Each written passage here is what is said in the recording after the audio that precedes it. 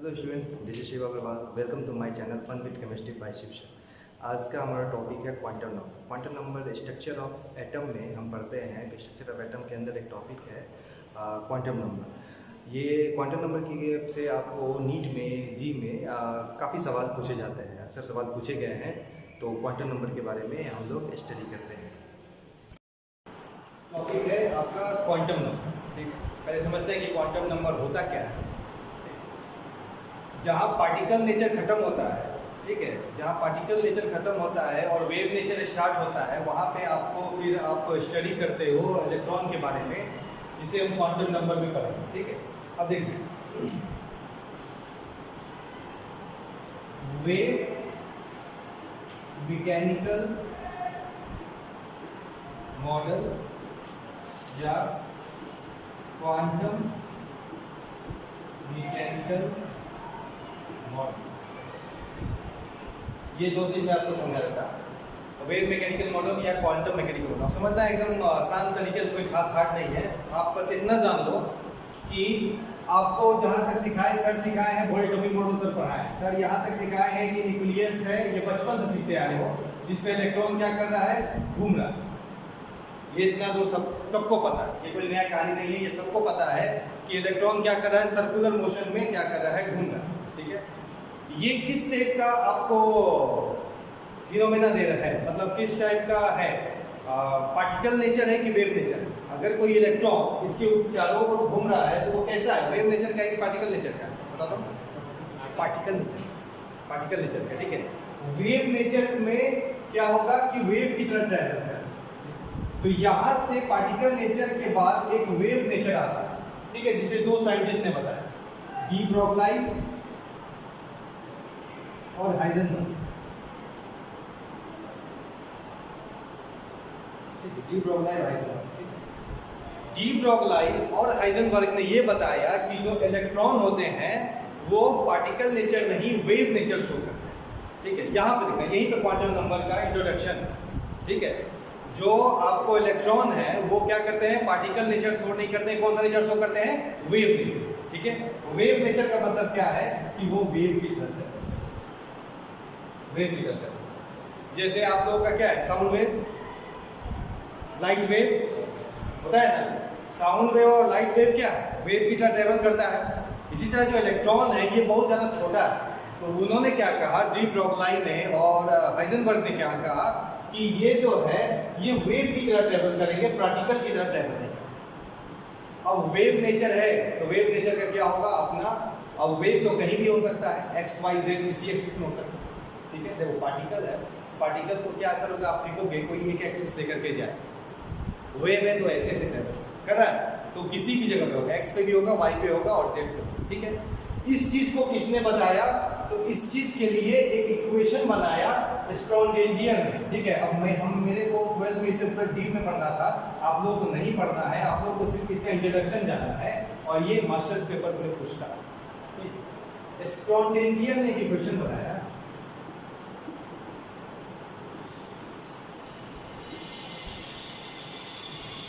स्क्रॉडिंजियर ने एक इक्वेशन बनाया इसी वेव नेचर के बारे में। जैसे मान लेते हैं, जैसे आप लोग साउंड वेव पढ़े हो, साउंड वेव का एक इक्वेशन होता है, लाइट वेव का इक्वेशन होता है। उसी तरह इलेक्ट्रॉन के जो वेव नेचर है कैसे ट्रेवल करेगा, इस पर स्क्रॉडिंजियर ने एक इक्वेशन बनाया।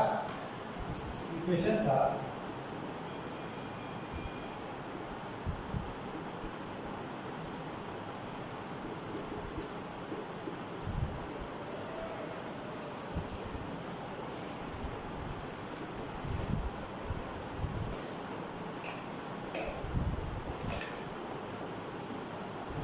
इक्वेशन आपको याद नहीं करना है। ठीक है, ये क्वेश्चन सिर्फ जानना है, ये क्वेश्चन हम पढ़ते हैं आगे जाकर के, ये क्वेश्चन को जानना आपको जरूरी है। ठीक है, ये वेव का इक्वेशन स्क्रॉडिंजियर ने बना करके आपको दी। ठीक है, देखिए आपको जो इनसीईआरटी बताएगा मैं उतना बता रहा, एकदम रिलैक्स से सुनिएगा अच्छे से। अभी क्या हुआ, क्वांटम नंबर क्या है इसके इंट्रोडक्शन पे हम आ रहे हैं। ठीक है, क्या हुआ कि भोर तक ये था कि पार्टिकल नेचर था, जो इलेक्ट्रॉन चारों ओर घूमता था। फिर हाइजेनबर्ग और कौन ने, डी ब्रोगली ने ये बताया कि जो इलेक्ट्रॉन होते हैं वो क्या होते हैं, पार्टिकल नेचर शो करते हैं। पार्टिकल नेचर का मतलब होता है कि वो क्या करेंगे, पार्टिकल की तरह ट्रेवल करेंगे।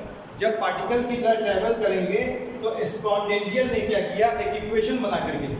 स्पॉन्टेनियस ने क्या किया, एक इक्वेशन बना के दिया। वो इक्वेशन क्या था, तो d2 psi by dx square, d2 psi by dy square, d2 psi by dz square, 8 pi square m h square e minus b xi।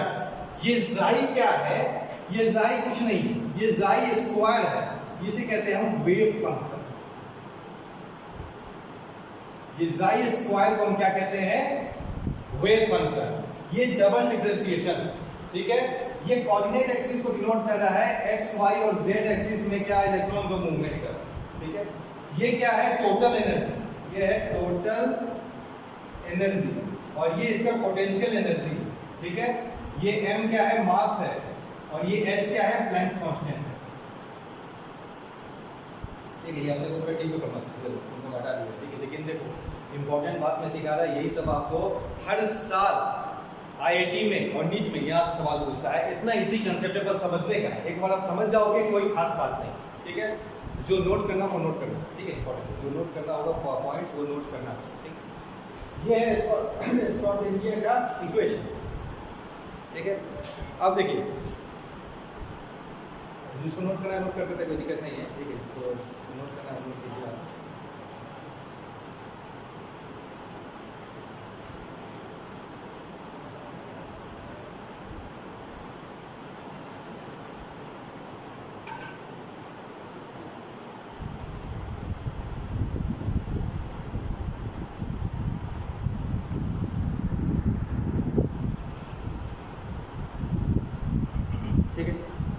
ये आपका एक्सपोनेंशियल का इक्वेशन।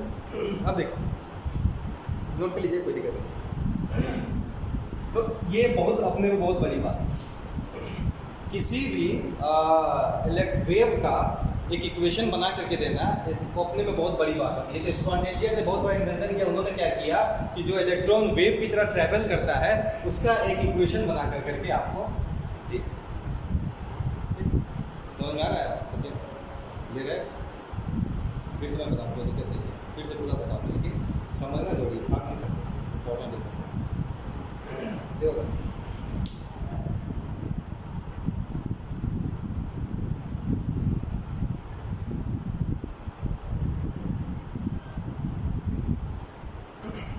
देखिए,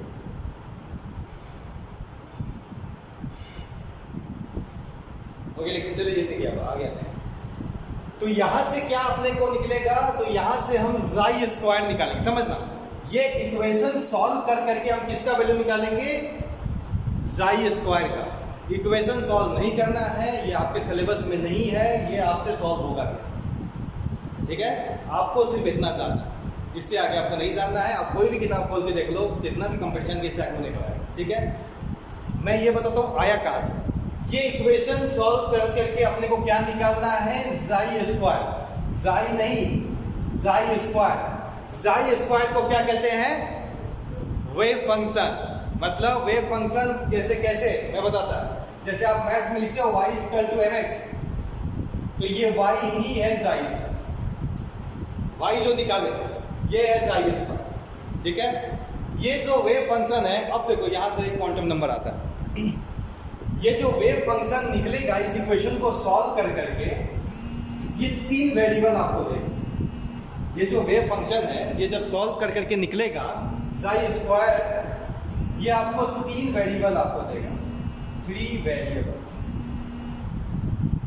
3 वेरिएबल देगा। ये 3 वेरिएबल जो होगा, ये 3 डायमेंशनल आपको इलेक्ट्रॉन के वेव का प्लेस बताएगा, जगह बताएगा, ठीक है। जगह बताएगा, मैं सब समझाता हूं आपको। ये जो xi स्क्वायर है, ये अपने को 3 वेरिएबल देगा, ठीक है। 3 वेरिएबल दिया, ठीक है। ये 3 वेरिएबल जो होगा वो आपका 3 क्वांटम नंबर। क्वांटम नंबर 4 होता है, लेकिन यहां से आपको कितना क्वांटम नंबर मिला इस इक्वेशन को सॉल्व करके, 3 क्वांटम नंबर, ठीक है। एक मिला आपको क्या, प्रिंसिपल, एक एजीमुथल, और एक मिला क्या, मैग्नेटिक। 3 क्वांटम नंबर आपको मिला, प्रिंसिपल, एजीमुथल और मैग्नेटिक, ठीक है। मैं सब बताता, सब दिखाता, पहले जान लेते हैं, ठीक है। स्पॉन्टेनियस वेव इक्वेशन को सॉल्व करके 3 वेरिएबल मिला, तीन वेरिएबल में क्या हुआ, वो तीन वेरिएबल हमारा तीन क्वांटम नंबर कहलाया। अब ये क्वांटम नंबर होता क्या, अब आ देख बात क्या होता है ना कि जब इलेक्ट्रॉन वेव की तरह बिहेव करेगा ना, जब इलेक्ट्रॉन वेव की तरह बिहेव करेगा तो आप उसका कंफर्म जगह नहीं बता सकते कि वो कहाँ पे, आप प्रोबेबिलिटी बता सकते हैं इलेक्ट्रॉन कैसा बिहेव कर रहा है वेव की तरह। तो इलेक्ट्रॉन कभी इधर होगा, कभी इधर होगा, कभी इधर, कभी इधर। यही आपको हाइजेनबर्ग बताता है। हाइजेनबर्ग क्या बताता है कि किसी भी इलेक्ट्रॉन का आप एग्जैक्ट पोजीशन और मोमेंटम आप नहीं बता सकते। एग्जैक्ट पोजीशन और मोमेंटम किसी भी इलेक्ट्रॉन का आप नहीं बता सकते, ठीक है। अगर आप पोजीशन नापने जाओगे तो मोमेंटम नहीं होगा, सही नहीं मिलेगा। अगर आप मोमेंटम नापने जाओगे तो पोजीशन आपको सही नहीं मिलेगा, ठीक है। यही आपको कहता है हाइजेनबर्ग, ठीक है। तो ये जो आपको तीन क्वांटम नंबर आपको मिला, तीन क्वांटम नंबर जो आपको मिला n, l और m, ये जो तीन क्वांटम नंबर है ये आपको क्या बताएगा, तो उसके प्रोबेबिलिटी बताएगा कि आसपास में कहाँ पे वो पाया जाए, ठीक है। ये क्या होगा, जैसे मान लेते हैं कि इसको एग्जांपल से मैं समझाता, चार क्वांटम नंबर बाद में पढ़ेंगे, इसको ये अलग से बाद में पढ़ेंगे। चौथा क्वांटम नंबर, ये तीन क्वांटम नंबर किससे आया, स्क्रॉडिंगर वेव इक्वेशन से आया। आप लोग को एकदम याद रखना है, आप लोग IIT दे रहे हो, डीप जाके समझना है। आपसे अगर कोई बोलता है तीन क्वांटम नंबर का वैल्यू कहाँ से आया, तो किसे सॉल्व करके आया, स्क्रॉडिंगर वेव इक्वेशन। चौथा क्वांटम नंबर बाद में बताएंगे, वो कुछ खास नहीं है, उसी रोटेशन बताता है, क्लॉक और एंटी क्लॉक, ठीक है, कुछ खास नहीं, ठीक है। अब देखिए ये क्या है, तो मैं बताता। मान लेते हैं कि आप इलेक्ट्रॉन, ठीक है, आप इलेक्ट्रॉन, तो पहला क्वांटम नंबर ये बताएगा कि आप अर्थ पे रहते हैं। दूसरा क्वांटम नंबर ये बताएगा कि अर्थ में आपका कौन सा कंट्री है, ठीक है। तीसरा क्वांटम नंबर ये बताएगा कि आपकी जो कंट्री है उसमें आप कौन से स्टेट में रहते हो। चौथा क्वांटम नंबर ये बताएगा कि कौन से स्टेट में कौन से घर पे रहते हो, समझे। क्वांटम नंबर से हमें यह पता चलेगा कि वो जो इलेक्ट्रॉन है वो किस जगह पे पाया जाएगा, कहाँ पाया जाएगा, किस स्टेट में पाया जाएगा और क्या काम करना। ऐसे एक तरह समझो ना, इलेक्ट्रॉन का एड्रेस पता कर रहे हैं। ये चार क्वांटम नंबर से हम क्या पता करें, इलेक्ट्रॉन का एड्रेस, कि न्यूक्लियस में किस जगह पे वो ज़्यादा से ज़्यादा पाया जाएगा, ठीक है। यही आपका क्वांटम। तो बोलो समझ में आया, क्लियर है, ठीक है, इजी है ना। बोर एटॉमिक मॉडल क्या क्या था कि इलेक्ट्रॉन क्या है, पार्टिकल नेचर शो करता है, वहाँ तक पार्टिकल है। फिर क्या है, दो साइंटिस्ट आए, दोनों मैं डील करूँगा बाद की क्लास में। एक क्या है, क्या डी ब्रॉगली, एक है हाइजेनबर्ग। दोनों ने क्या बताया, नहीं भाई पार्टिकल नेचर नहीं है, इलेक्ट्रॉन कैसा बिहेव करता है, वेव नेचर बिहेव करता है। अब वेव नेचर बिहेव करता है तो स्क्रॉडिंगर ने एक इक्वेशन बना करके दिया कि वह वेव नेचर बिहेव करता है तो इस इक्वेशन से वो ट्रैवल करेगा। जैसे आपका साउंड वेव का इक्वेशन होता ना, जैसे लाइट वेव का इक्वेशन होता, तो इस इलेक्ट्रॉन के लिए स्पेशल इक्वेशन किसने बना के दिया, स्क्रॉडिंगर ने स्पेशल इक्वेशन बना करके दिया कि ये इलेक्ट्रॉन इस तरह से आपको अगर वेव है तो इस तरह से वो बिहेव करेगा। उस इक्वेशन को सॉल्व करके अपने को कितना वैल्यू आया, तीन वेरिएबल है। तीन वेरिएबल हमारा क्या है, तीन क्वांटम नंबर, ठीक है। अब देखो, अब एक एक करके क्वांटम नंबर को डील करते हैं। चलिए, पहला क्वांटम नंबर है जिसका नाम है प्रिंसिपल क्वांटम नंबर। पहला है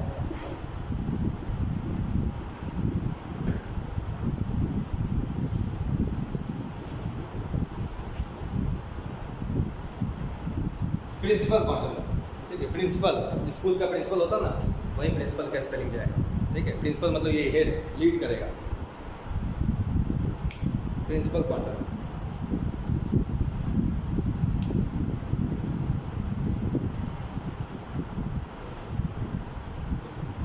इसे n से रिप्रेजेंट करते हैं। इसे हम कैसे रिप्रेजेंट करते हैं, n से रिप्रेजेंट करते हैं, ठीक है। प्रिंसिपल क्वांटम नंबर को हम n से रिप्रेजेंट करते हैं। प्रिंसिपल क्वांटम नंबर क्या बताएगा, प्रिंसिपल क्वांटम नंबर साइज बताता है, ठीक है। n का जो वैल्यू होगा वो क्या होगा,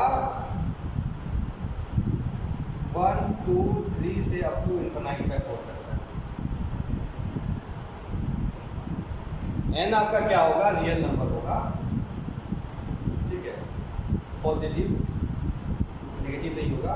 और 1 2 ये 1 2 3 क्या रिप्रेजेंट करता है, ये शेल को रिप्रेजेंट कर रहा है। 1 है तो K शेल, 2 है तो L शेल, 3 है तो M शेल, ऐसे कर करके ये आगे बढ़ता है।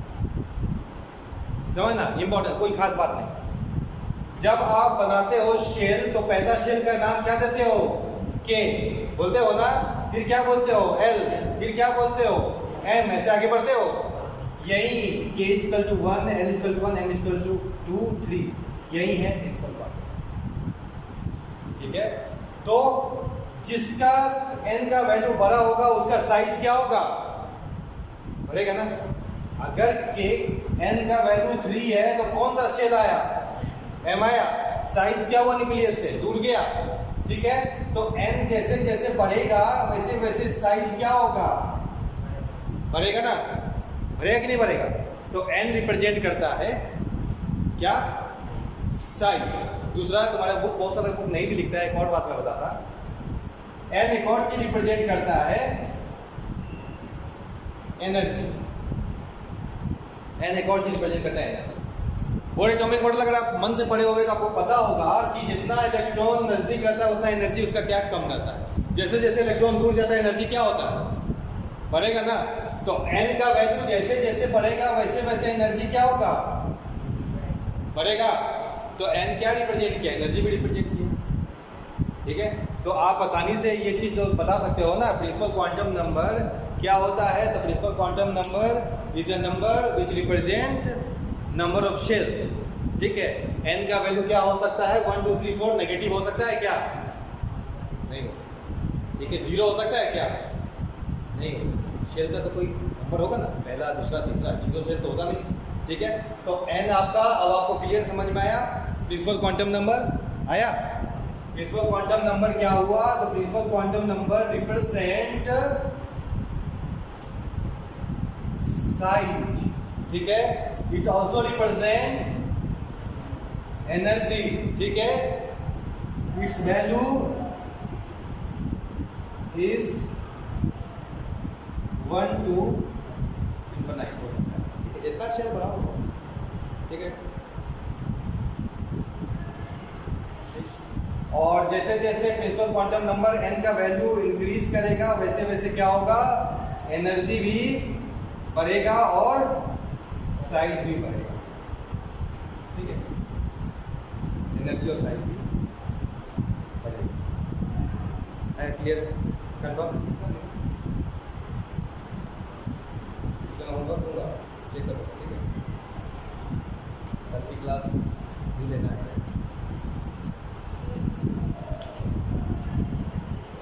हो गया ना।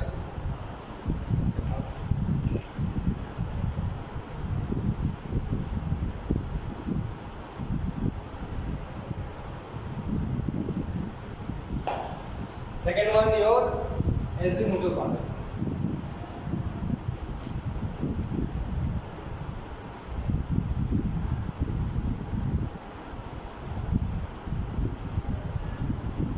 एजिमुथल क्वांटम, इसको ये भी कहते हैं, इसको ये भी कहते हैं ऑर्बिटल एंगुलर क्वांटम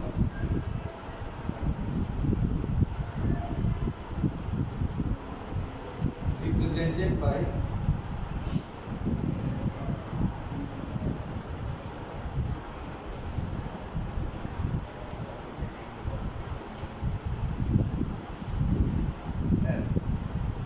L से रिप्रेजेंट करते हैं, ठीक है। इंपॉर्टेंट है ये, बहुत इंपॉर्टेंट है।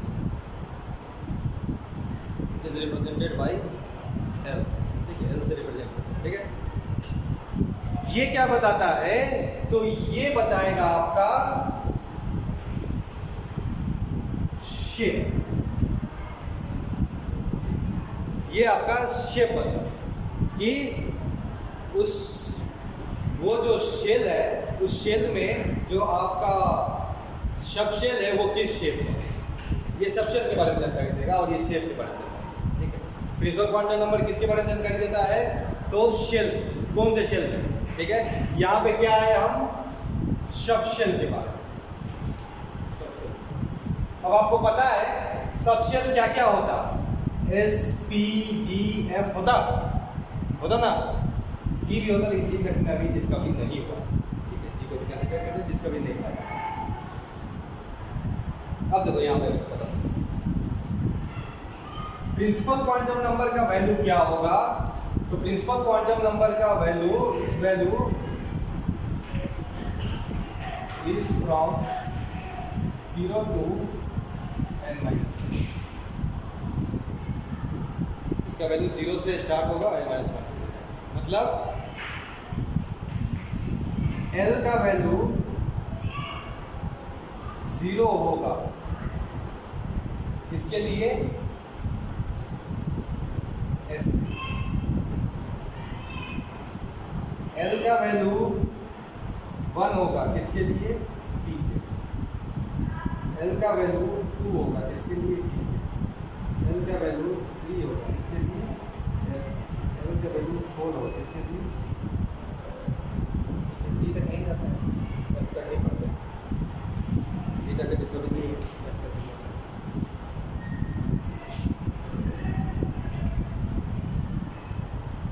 G तक नहीं जाएंगे, F तक ही पढ़ेंगे।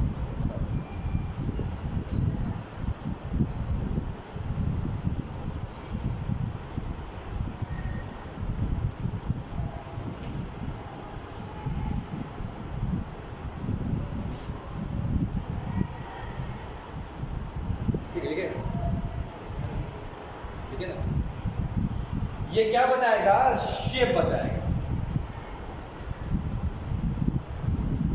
L का वैल्यू 0 है, किसके लिए, S के लिए। ठीक है, ये क्या होगा, तो कैसा शेप होगा, स्फेरिकल। L का वैल्यू 1 है P के लिए, ये कैसा शेप होगा, डम्बेल।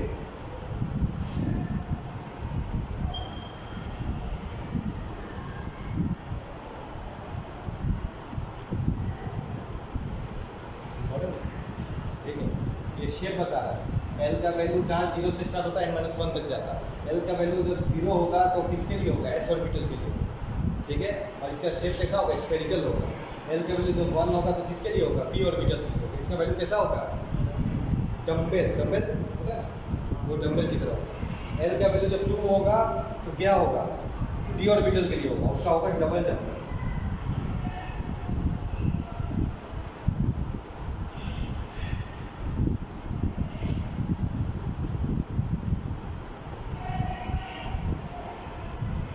L का वैल्यू जब 3 होगा तो F होगा, ये कॉम्प्लिकेटेड स्ट्रक्चर होगा, कॉम्प्लिकेटेड स्ट्रक्चर 8 फोल्ड होता है, कॉम्प्लिकेटेड।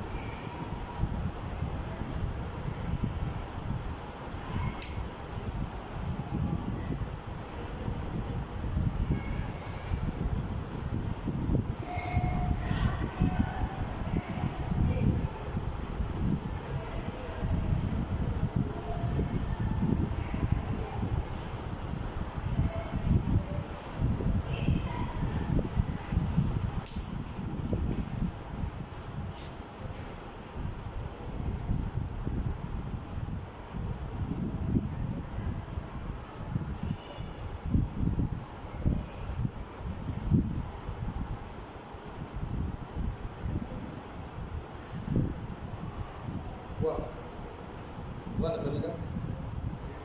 फिर से आते हैं एजिमुथल क्वांटम, ये क्या करेगा, शेप को रिप्रेजेंट करेगा, इसका वैल्यू 0 से n-1 तक होगा।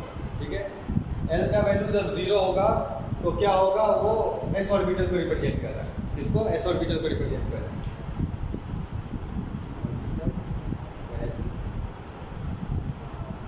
और s ऑर्बिटल कैसा होता है, स्फेरिकल शेप का होता है। L का वैल्यू जब 1 होगा तो किसको रिप्रेजेंट कर रहा है, p ऑर्बिटल। p ऑर्बिटल का वैल्यू क्या होता है, शेप डबल डम्बेल होता है। ठीक है, L का वैल्यू जब आपका 2 होगा तो d ऑर्बिटल, ये क्या होगा, डबल डम्बल, दो डम्बल बनाए। ठीक है, L का वैल्यू जब 3 होगा तो f ऑर्बिटल, ये क्या होता है, कॉम्प्लिकेटेड स्ट्रक्चर होता है, 8 फोल्ड का होता है। ठीक है, ये वो देखो एजिमुथल क्वांटम नंबर के अंदर में हम लोग क्या पढ़ रहे हैं, ऑर्बिटल एंगुलर मोमेंटम।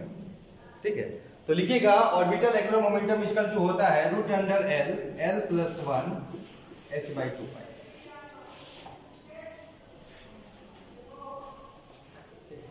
इसे क्वेश्चन आते हैं कंपटीशन में, ठीक है। ऑर्बिटल एंगुलर मोमेंटम क्या हो गया, √L + 1 h/2π, ठीक है।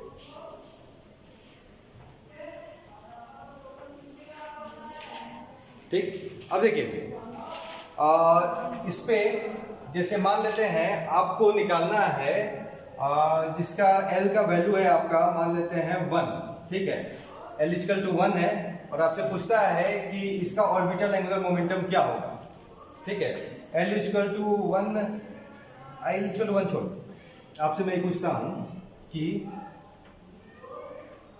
P के लिए ऑर्बिटल एंगुलर मोमेंटम क्या होगा, ठीक है। P के लिए ऑर्बिटल एंगुलर मोमेंटम क्या होगा, तो फॉर P L का वैल्यू क्या होगा, क्या होगा, 1 होगा, 1, ठीक है। पुट करेंगे,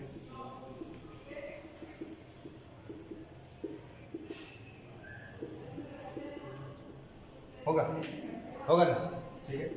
ठीक, लिख लीजिए, लिखिए क्वेश्चन लिखिएगा। क्वेश्चन ये है, find orbital angular momentum for 2s orbital. Find orbital angular momentum for 2s orbital. 2s orbital के लिए ऑर्बिटल एंगुलर मोमेंटम निकालिए, ठीक है। कितना आएगा वैल्यू,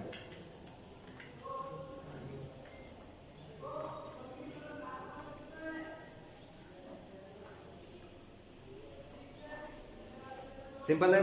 तो S के लिए L का वैल्यू कितना होता, 0, तो आंसर क्या होगा, आंसर क्या होगा, S के लिए L का वैल्यू कितना होता है, 0 होता ना, तो आंसर क्या होगा, 0। अब क्या इतना सोचो, 0 किसी से मल्टीप्लाई हुआ 0 ही हुआ ना, तो 0 तो ये आता है। चलिए जो न्यूट्रल क्वांटम नंबर खत्म कर करके आगे बढ़ते हैं।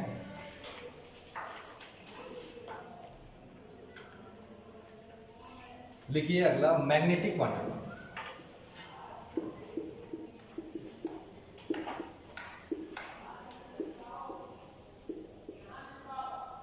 इसको MS से भी रिप्रेजेंट करते हैं, ठीक है। मैग्नेटिक क्वांटम, ठीक है। मैग्नेटिक क्वांटम नंबर क्या होता है समझना इंपॉर्टेंट है। मैग्नेटिक क्वांटम नंबर का मतलब क्या होता है, ये क्या बताएगा, ये आपको ऑर्बिटल के बारे में बताएगा। ये आपको क्या बताएगा, ऑर्बिटल के बारे में बताएगा, ठीक है। अगर डीपली कहा जाए तो एक्चुअली में ये क्या बताता है, ओरिएंटेशन इन ऑर्बिट, ठीक है।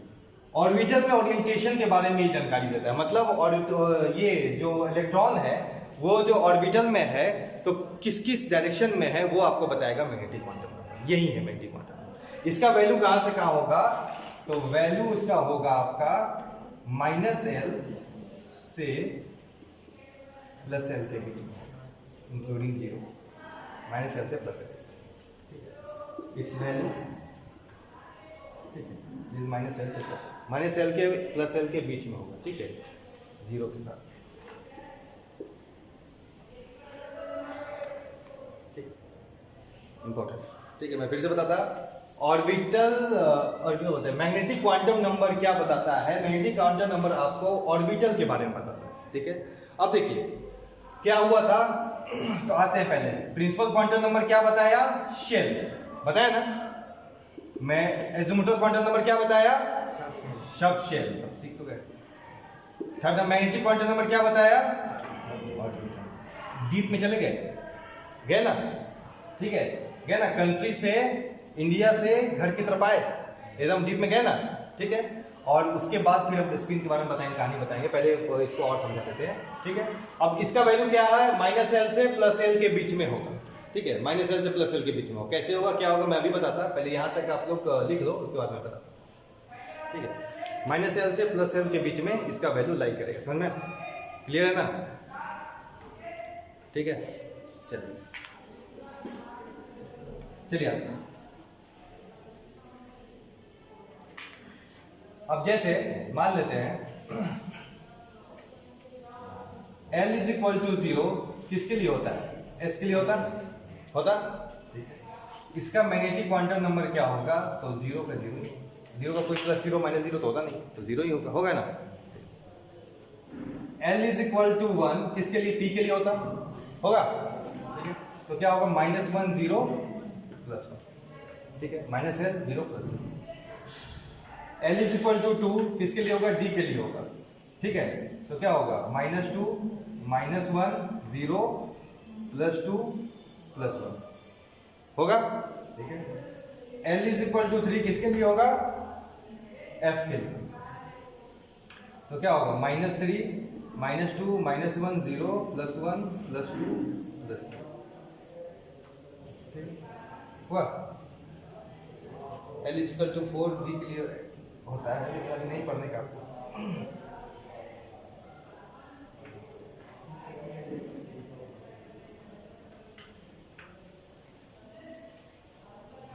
+1 +2 +3 तो यहां पे आप देख रहे कि क्या हुआ? s ऑर्बिटल के लिए m का वैल्यू क्या हुआ? 0 हुआ।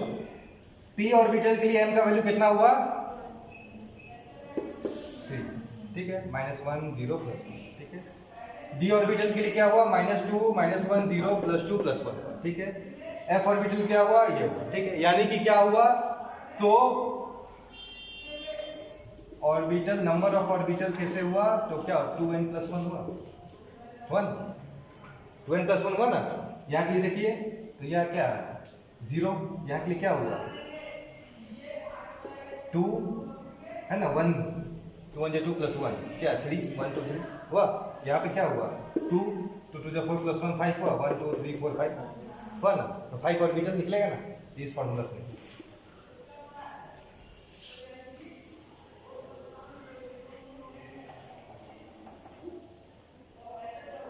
समझ में क्लियर है ना? ठीक है, हो जाएगा। तो लिखो तो क्वेश्चन।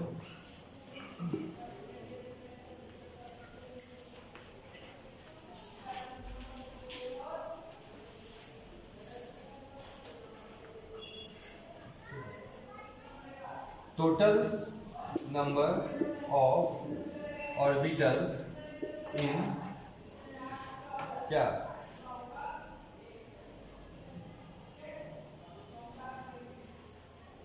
टू पी में टोटल नंबर ऑर्बिटल कितना होगा?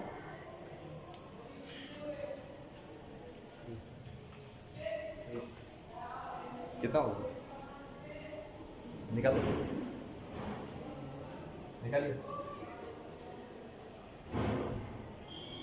ऑर्बिटल निकालिए, नंबर ऑफ ऑर्बिटल कितना होगा? सोच समझ के।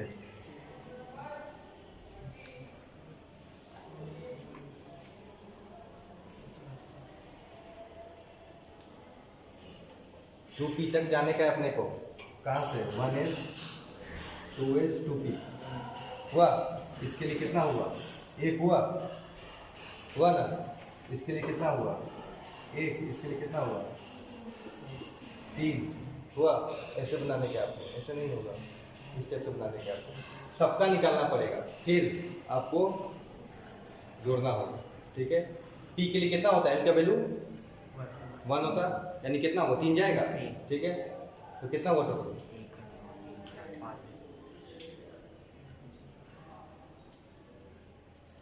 निकलेगा। ये पूछा है सब, ये आपको पूछा गया है ठीक है। ये निकाल के मेरे को बताइएगा तो।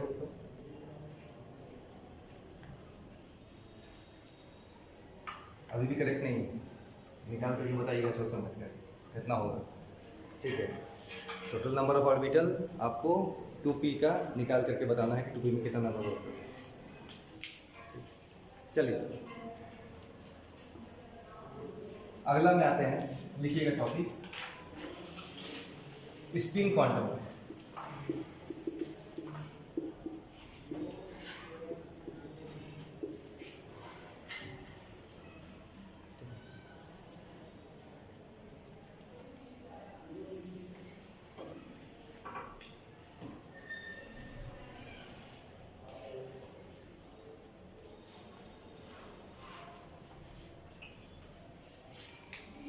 ठीक है। स्पिन क्वांटम नंबर देखिए, स्पिन क्वांटम नंबर कुछ नहीं बताता है। स्पिन क्वांटम नंबर क्या का दो फिक्स वैल्यू होता है, एक होता है +1/2 और एक होता है -1/2।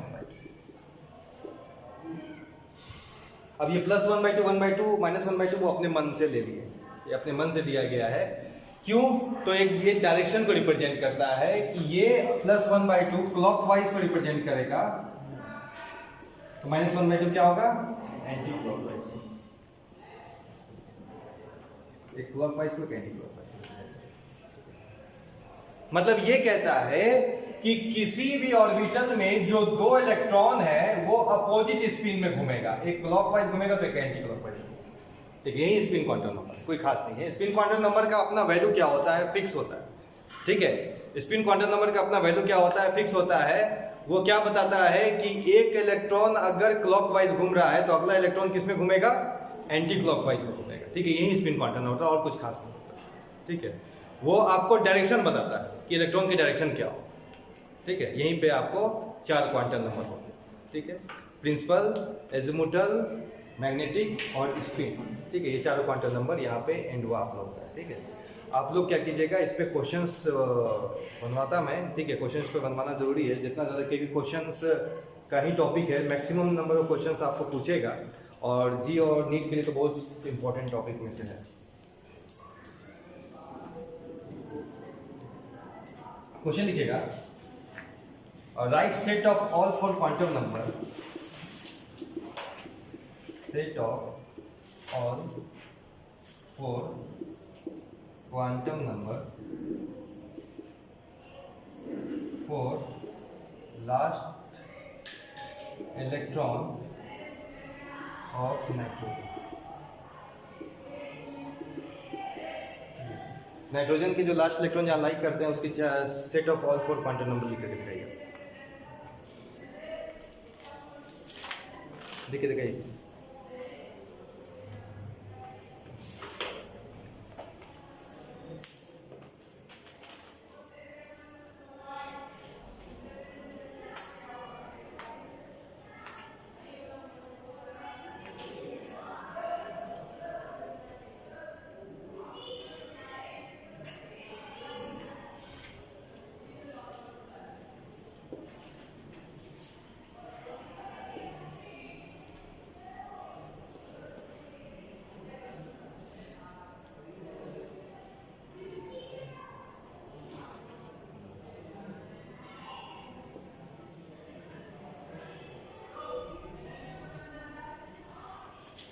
देखिए नाइट्रोजन का क्या है? एटॉमिक नंबर 7, देखिए 1s2 2s2 2p3।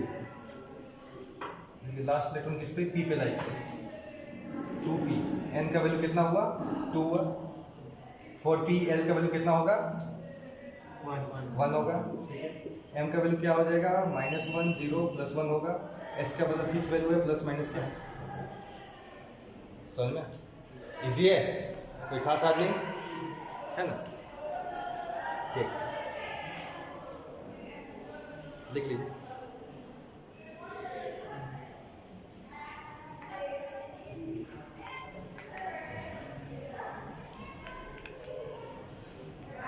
Number of orbital in 2p। ठीक है, जो क्वेश्चन दिए हैं उसका आंसर मेरे को लिख करके बताइएगा आप। ठीक है, सभी को लिख करके बताइएगा, इससे क्या होगा, कितना क्लियर हुआ है पता चलेगा मैग्नेटिक क्वांटम। ठीक है, लिख करके मेरे को बताइएगा। इसका हो गया। ठीक है, तो अब क्या है कि एक टॉपिक और पढ़ते हैं लास्ट, इसको फिर इसको एंड करेंगे। टॉपिक का नाम है पॉलिश एक्सक्लूजन प्रिंसिपल। टॉपिक का नाम लिखिए, Pauli's exclusion principle.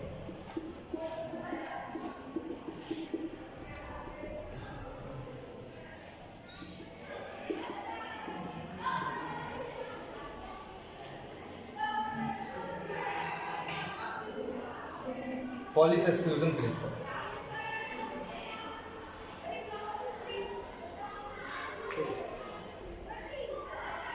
Pauli's exclusion principle क्या कहता है कि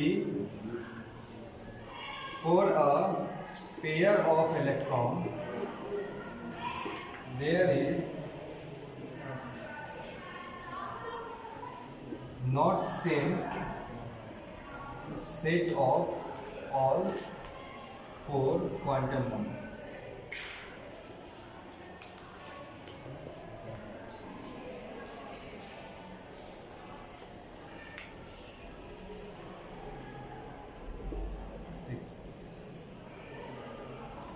For a pair of electron, there is not same set of all four quantum number. ठीक है, आपको इलेक्ट्रॉन के पेयर में चारों क्वांटम नंबर सेम नहीं हो सकते हैं, यही पॉलीज एक्सक्लूजन प्रिंसिपल कहते हैं. ठीक है, या इसको ऐसे भी कह सकते हैं, for two electron there is not possible for equal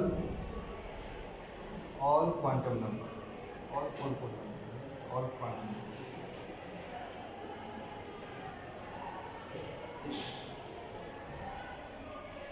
pair of electron के लिए चारों क्वांटम नंबर आपको पॉसिबल नहीं है कि सेम हो. ठीक है, ये पॉलीज एक्सक्लूजन प्रिंसिपल है.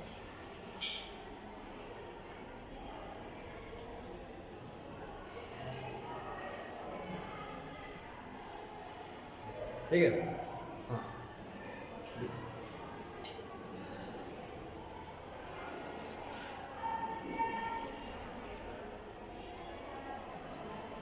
अब ये चीज जो है ये आप लोग सभी को पता है, कोई खास नया चीज नहीं है. आप लोग भी बता सकते हो कि दो इलेक्ट्रॉन के लिए चार क्वांटम नंबर सेम हो ही नहीं सकता है. मान लेते हैं कि n, l और m सेम हो भी जाए तो s तो दो इलेक्ट्रॉन के लिए अलग है ना, है कि नहीं?